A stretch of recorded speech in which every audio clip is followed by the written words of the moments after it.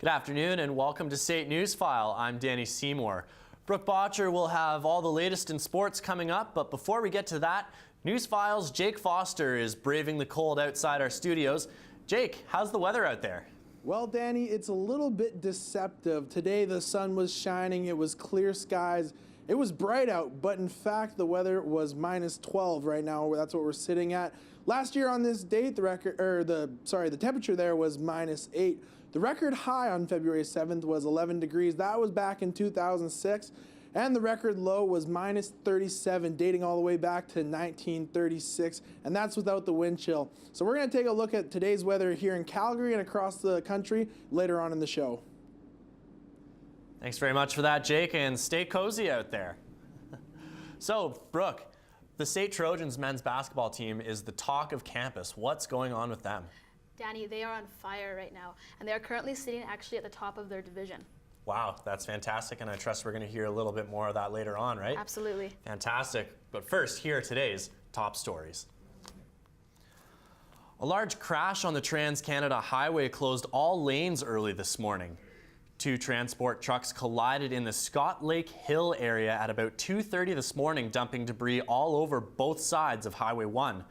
Westbound lanes opened up at about 3 hours after the crash, and eastbound lanes opened shortly before 10 this morning. A man in his 50s was taken to Foothills Medical Center in stable, non-life-threatening condition, and the other driver sustained minor injuries. Any witnesses are asked to contact Cochrane RCMP. Calgary has been facing extremely cold temperatures over the last week, in some cases dropping well below minus 30 with the wind chill. When it gets that cold, things can start to get a little dicey. As Storm Lenny reports, this cold snap proved to be detrimental to both local businesses as well as some universities. Cold temperatures are more than just uncomfortable for us humans. When it gets below minus 20, all kinds of mechanical issues can happen as well, especially when it comes to water pipes.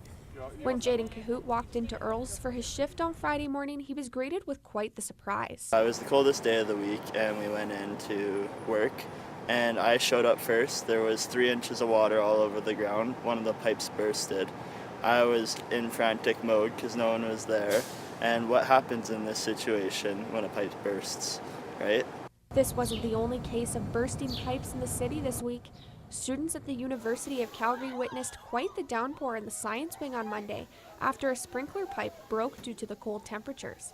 So what causes plumbing pipes to burst? So if you have a pipe in your house and it's at 70 degrees ambient temperature and cold air can penetrate from the outside to the inside, it rapidly reduces the temperature of the water inside the pipe to the freezing point. When the water freezes, it expands approximately 7% its own volume. The expansion of that volume is going to make the pipe expand, and it will expand until it cracks or breaks. Once it cracks or breaks, well, it's frozen, there's no problem. It's when the warm air from inside the building now travels and melts the ice because it's above 32 degrees Fahrenheit, then it becomes a leak. When it gets to be this cold on campus, SAIT tries to stay as prepared as possible. SAIT's facility management has many procedures in place to make sure that we are prepared in case accidents happen. Well, we do several things. I mean, we have to monitor our hot, cold calls that come into our helpline. And if we start to see a trend, we send folks out to do temperature checks. All in all, it's important that Calgarians remember the cold weather affects many different things. For SAIT Newsfile, I'm Storm Lenny. Even though it has been a bitterly cold couple of days, some people in Calgary still prefer biking to get around. Vanessa Arate has been out with the Chili cyclists this week and joins us live from the State Newsroom. Vanessa, I can't imagine anybody wanting to go out on bikes. Well, Danny, Calgary is hosting the Winter Cycling Congress, and people from across the world are coming together to share their passion for pedaling in the cold. Calgarians are making over 17,000 bike trips in and out of the downtown core area every day in spring, summer, and fall. That number is expected to increase with the new e-bikes popping up around the downtown core. The City of Calgary's active transportation coordinator, Tom Thriver, likes to use the new e-bikes. The very unique thing that we've seen about our winter ridership is that we have higher winter ridership on corridors with cycle tracks now than before in summer, before there was any infrastructure. And so it's kind of a testament to the infrastructure and people's willpower. He says that the higher rate of winter riders has really gone to show how much of an impact the Calgary bike lanes have put on in our city. The events revolving around the Winter Cycling Congress will continue on until February 8th, but pedaling around the city will continue year-round. Back to you, Danny.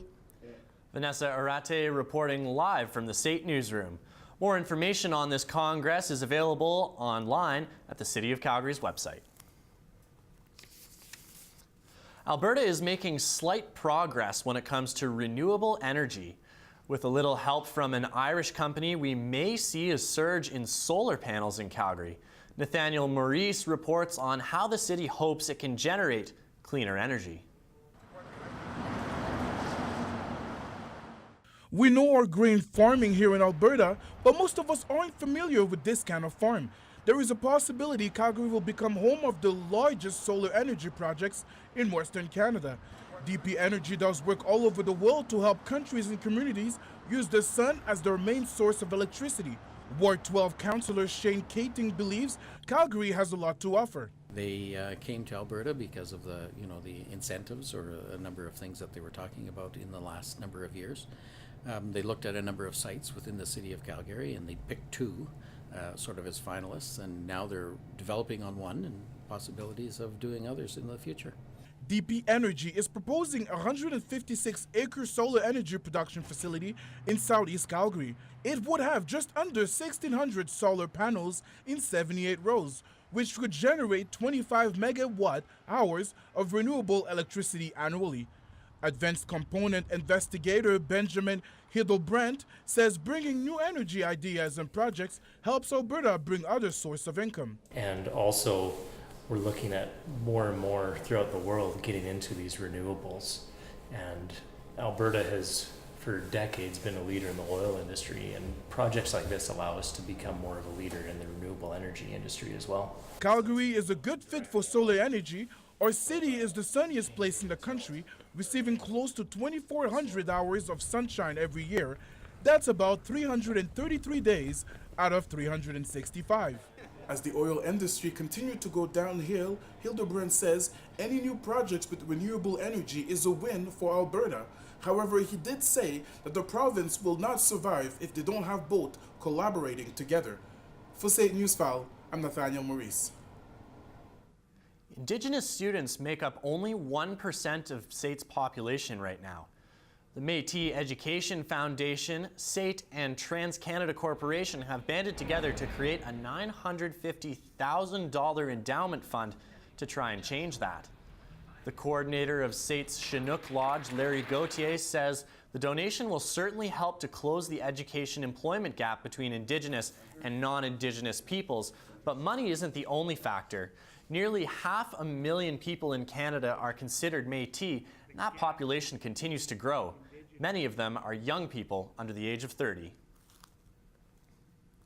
If you've ever wondered about how to transform yourself into a drag queen or drag king, here's your chance. In honor of Pride Week, SAITSA and the Gender Inclusion Committee hosted a drag workshop on Tuesday, and Cindy Lettick got the chance to find out about drag culture and got a couple of tips and tricks along the way. Cindy joins us from the symposium room where they'll host a rainbow reception tonight. Well, Danny, that's right. We are just about 30 minutes away from the rainbow reception, which is all about inclusion. And earlier this week, SAITSA held an interesting event here on campus that focused on drag culture. And what I've learned so far is that as far as we've come to embracing the culture, we still have a ways to go. Oh, I feel more fabulous than I already am. This particular workshop teaches you how to embrace your inner drag any which way you like. It's amazing, and it's very welcoming to the LGBTQ plus community. And as a gay person myself, I feel very welcome in SAIT's environment, and yeah, I'm very proud to be here. A Statistics Canada study from just a few years ago showed 1.7% of Canadians aged 18 to 59 reported themselves to be homosexual, and 1.3% of Canadians in the same age group considered themselves to be bisexual. Drag started out with biological men performing as drag queens, but there wasn't any room for drag kings. DeVary Bess, who identifies as queer, has been performing as a drag king for the last 8 years. When I first started doing drag, I always had to fight to be in every place, and now I see drag performers just like show up to open variety nights and feel comfortable to do that. But Bess says the idea of binaries still get in the way, even with the LGBTQ+ community. I feel like drag in itself is, I feel like drag is trying to like break the binary and try to like be like anything you can do is valid just the way it is. And as I mentioned before, the rainbow reception kicks off in about half an hour. Expect some good food, great drinks, and of course, a killer drag show. Back to you, Danny. Cindy Lettick reporting live from the SAIT Symposium Room. The rainbow reception is just one of many events SAIT is hosting here at Pride Week. Every year, SAITSA puts on a series of events to celebrate Pride Week, actually. This year, they added an event to raise money for new scholarships for members of the LGBTQ community. The Mix and Mingle clothing sale aims to introduce these students to each other and promote inclusiveness on campus. The LGBTQ movement has been gaining a lot of momentum at SAIT over the past year, especially with the help of the Gender Inclusion Committee that was created a year and a half ago. We're hoping that these activities will build up together and make SAIT more inclusive. So we're also working with the executive to have new sponsorship for diversity and inclusion. We're working to change policies and procedures. We just want to make it more open for everyone. Students continue to celebrate Pride Week at the campus center today. Companies are always looking for ways to stand out from competitors. Innovative marketing strategies are needed to get the attention of consumers. As Mandy Vogt reports, a recent strategy used by one company can be highly effective, but can also create some backlash. Best a man can get. The slogan Gillette has used for many years. The company took its slogan to the next level in a recent commercial, touching on the pressure for men to be masculine. It's been going on far too long. This advertisement, this approach has engaged so many people. It has put on the public agenda a conversation around issues of equality, issues of just and unjust. Boys will be boys. Boys will be boys. Boys will be boys. The commercial addresses the societal standards men are faced with and explained why it could be problematic. Come on. Marketing social issues isn't a new strategy. Talking about social issues like masculinity can get the attention of consumers, possibly intriguing them to buy their products. But it can benefit more than the company, as it creates a large platform for a social issue to be shared with a vast audience. Many were impressed with the marketing strategy, but there was still some backlash about the commercial. In 2017, a Pepsi commercial featuring Kendall Jenner was an example of marketing gone wrong. The commercial attempted to address police brutality and the Black Lives Matter movement, implying drinking a Pepsi was the simple solution. The commercial didn't just ineffectively sell a product, it also hurt Pepsi's reputation as a company. Marketing social issues is a bold and risky move, but when executed properly, there's potential to make a large profit, all while promoting something important. The overall goal of any particular campaign may or may not be to increase sales. Sometimes it's to increase brand awareness. As they say, no risk, no reward. For SAIT Newsfile, I'm Mandy Vogt. Those are today's top stories. We'll have your full forecast for you after the break. But first, Jake Foster has a look at what's going on around Calgary this week. Winter got you down? Thinking about summer already? Head on over to the BMO Centre February 7th to 10th for the Calgary Boat and Sportsman Show and pick up some toys for the lake this summer.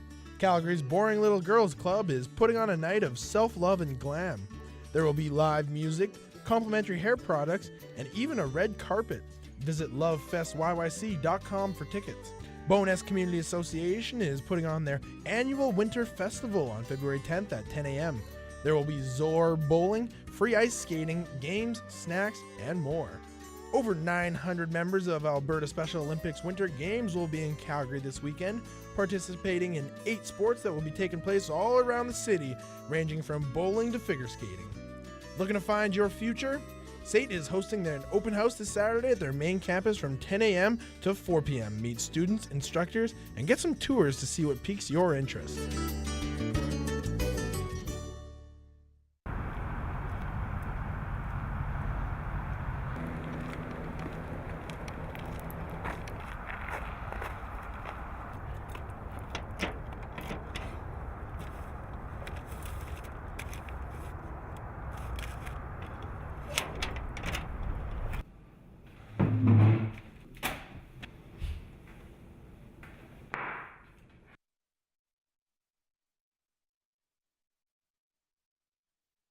Food, a basic necessity for everyone, but not everyone can get it for themselves or can afford it for that matter. But this is where Meals on Wheels comes into help. Meals on Wheels is a non-for-profit in Calgary. Their main objective is to promote health and independence in the community.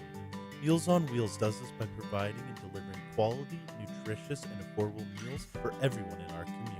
Meals on Wheels values their clients and understands their situation and needs. So short-term or long-term, Meals on Wheels is here to help. Winter is here, and I am not talking about season 8 of Game of Thrones. No, I'm talking about the weather in our country right now. So as we start by taking a look at the western side of our country, you can see that in fact it is cold. Vancouver is at -5. They're the nicest spot on the western side, but once you get over a little bit more, you can see Regina and Winnipeg sitting at -33 and -24. And in Winnipeg, it's not just cold, but it's also snowing. So let's take a look at the eastern side now. Much nicer weather over here, but still not ideal. You can see Toronto sitting at -1 there. They're looking nice today. Actually, the Maple Leafs were practicing outside, fun fact. St. John's up in the eastern side, -4, but they still got a little bit of rain. So now, if you're escaping this cold, let's see where you're going in our resorts. If you're planning on getting away from the cold today, Barbados and Cancun would be your best bet. They're sitting around 30 degrees. Orlando's at 26. Honolulu's not too bad at 21. And if you're heading to Vegas, well, hopefully the tables are a little hotter than the weather right now, as they sit at just 4 degrees. And today in Calgary, we are sitting at our high for the day right now at -12. It's sunny out. We've got wind coming at 6 kilometers an hour from the south. And what's next? Well, we got a little bit of light snow to look forward to tomorrow. And as we look across the province, not ideal. Coldest spot right now, Medicine Hat, -35. You can see this cold front is really affecting our province right now. Up in the top, we've got Fort McMurray. They're sunny, but still sitting at -32, and then over in Grand Prairie, it's -28. Banff, however, -22, so it's a little bit better. So if you're going to be skiing this weekend, well, good luck. So now we're gonna look at our 5-day forecast. Tonight, it's gonna get down to -23, and tomorrow, like I said, we got a little bit of light snow coming, and the high is -19. And then on Saturday, Sunday, and Monday, the sun's gonna come back a little bit there. It's gonna start to warm up, and by the time we get to Monday, we're gonna be sitting at around -14. So now let's take a look at our snow report. For those of you brave enough to take on the cold in order to shred this week, you might want to avoid Fernie. It hasn't snowed there in 4 days, and with the recent sunshine they've gotten, the hill's going to be a little bit icy. Lake Louise has a base of 125 centimeters right now, with run conditions varying depending where you are on the hill. They've also got some cloudy skies, so visibility might be an issue. Panorama has gotten some snow recently, 2 centimeters overnight, and the weather is bearable, sitting at -11 and sunny on the hill. Panorama is looking nice. And I would recommend avoiding COP this week. Conditions are icy due to the recent weather we've had in Calgary, and temperatures sitting at -21. Kimberley has had some hard-packed snow and a nice thick base. They got snow in the last 24 hours as well. So a good destination to shred if you're okay in skiing in -18 degrees. So, Brooke, we were talking earlier, the State Trojans men's basketball team leading their division, but that's not the end of the story, is it? It isn't the end of the story. So actually they're 4th in the country right now as well. Fantastic. Exactly, and we're going to take a look at that right now.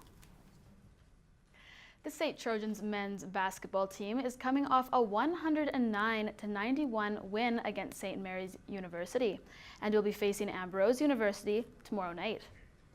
After that, they will have a very busy couple of weeks ahead of them. On the 15th, they will be playing Medicine Hat College, followed by another game the following day.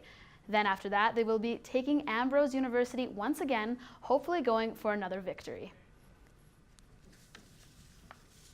The Toronto Raptors have confirmed that center Jonas Valanciunas is ready to return to action after missing nearly 2 months after dislocating his left thumb.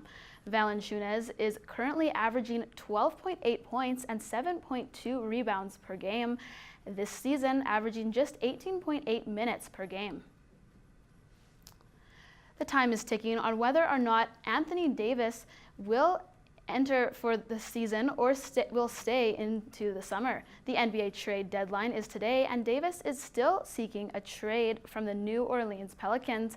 If the team doesn't come to a deal by then, they will have to wait until the next season to part with the all-star forward. 2 teams believed to be interested in the trade are the Lakers and the Celtics, whom played tonight against Boston.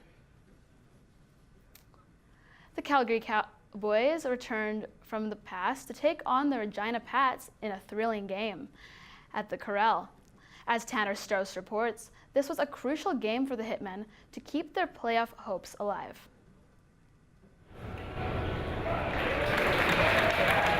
The Calgary Cowboys were back in action at the Corral after a 42-year absence from the arena.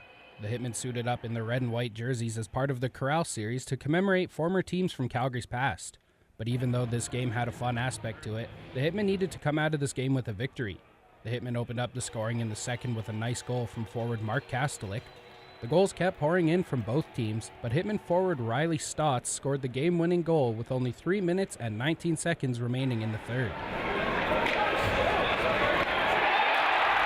The Hitmen took the win 4-3, and head coach Steve Hamilton is happy to now have some playoff potential. Just being in the moment, not projecting ourselves too far down the road, which has been good for us. Because like I said, if you look too far down the road a few months ago, wouldn't have maybe projected like you'd like it to look. So credit to the guys to scrape back and get in the mix, and now we're at least in the fight. When it's this late in the season, every game is crucial for the Hitmen, and right winger Caden Elder believes it's time to crack down. We can't play down to other teams' levels or whatnot. We have to play how we play at all times, and it'll be a huge test for us coming to playoffs because we'll have to step up our game every game because it's a huge thing coming into playoffs, and we have to build that confidence before we have a chance and really bear down on it. The Hitmen have finished up Game 2 of their 3-game series here at the Corral. Their next game will be this Friday against the Prince Albert Raiders. This has been a great reminder of the past, but after Friday's game, it's back to the Saddle Dome. For St. Newsfile, I'm Tanner Strauss. The Toronto Maple Leafs easily beat the Ottawa Senators 5-4 in last night's game. Zach Hyman opened the scoring for the Leafs in the first period and later recorded the primary assist on Morgan Riley's third-period goal. Andreas Johnson scored the second Leafs goal and has had 3 goals in 2 consecutive games, leaving him with a recorded 21 of his 26 goals on home ice. Morgan Riley scored the winning goal of the night, leading the Leafs to victory. For the Senators, Magnus Pejarvi had a strong game, scoring 2 of the Senators' 4 goals. The St. Trojans men's volleyball is coming off a victory from last weekend and plan to keep their winning streak going this coming weekend.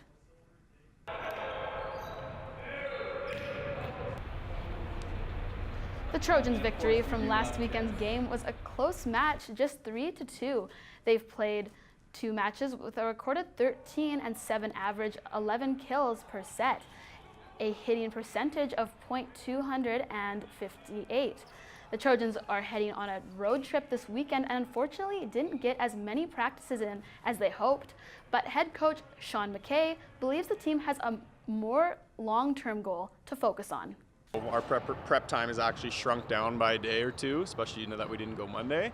So a little bit of urgency there in the prep. We're fortunate enough we're in a good spot. We can still focus a little bit on the end game, which is provincials in a couple weeks. So hopefully still keeping our eye on that while doing some game prep. Friday's game will take place at 8 p.m. and Saturday's will begin at 3. The Winnipeg Blue Bombers have just signed American receiver Dom Williams and Canadian defense back Dexter Jank. Jank spent 3 seasons with the Calgary Stampeders, registering 14 tackles in 16 games after being selected in the 5th round of the CFL draft. Jank spent most of the start of his career in Saskatchewan, rushing 730 yards and 8 touchdowns as a running back over 4 years with the Huskies. The best athletes will tell you a lot of time and sacrifice goes into training for a big competition. Siobhan Zabatar has competed in multiple Special Olympic events and will be back on the slopes this weekend. Siobhan trains very hard and it seems to have really paid off. She has received many medals, even at national level. I was in New Zealand and I got first place winner at the gold medal, and I got interviewed by TSN. The 5th annual Special Olympics Alberta Winter Games will kickstart on Friday, where hundreds of athletes, including Siobhan, will compete. And that's a look at sports. Well, definitely lots of exciting Trojans action going on. Very proud of that Trojans men's team. We'll be back right after this. The Alberta Animal Rescue Crew Society is focused on rehabilitating animals. Changing the lives of these animals through kindness is the vision and the passion. ARCS is designed as an emergency and quarantine shelter to help animals get back into the world. Animals are an important part of all communities, and ARCS works to create a safe world for these beautiful creatures. Help ARCS help animals by giving them a loving and respecting home. To find out more or to donate, visit arcs.ca.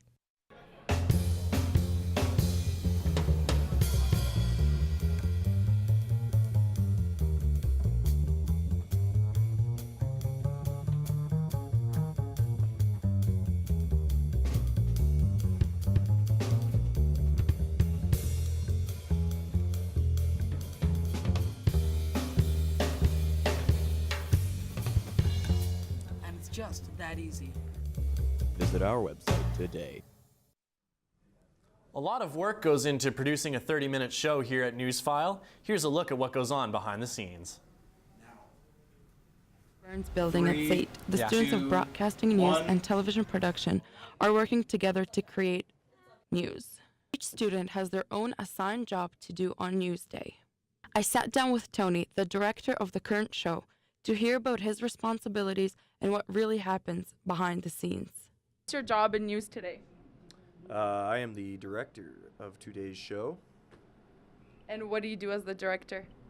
I basically make sure that everything goes according to plan. I make sure that we are putting in the right videos at the right time, the right VOs, SOTs, things like that. I run this whole ship, make sure everything operates smoothly, and that we have a good show.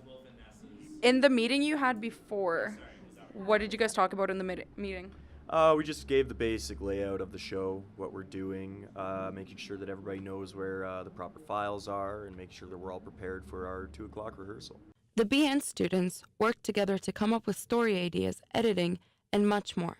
And what are you doing right now? Right now I'm just editing all of my stuff together, my pack together, putting on my voiceover, editing my clips, all of that fun stuff. The television students are in their studio rehearsing and setting up for the show. In order for a news production to turn out the best it can be, communication between the students is the key. SAIT Newsfile, I'm Sharon Safranchik. And from all of us here at SAIT Newsfile, thanks very much for watching. Good night.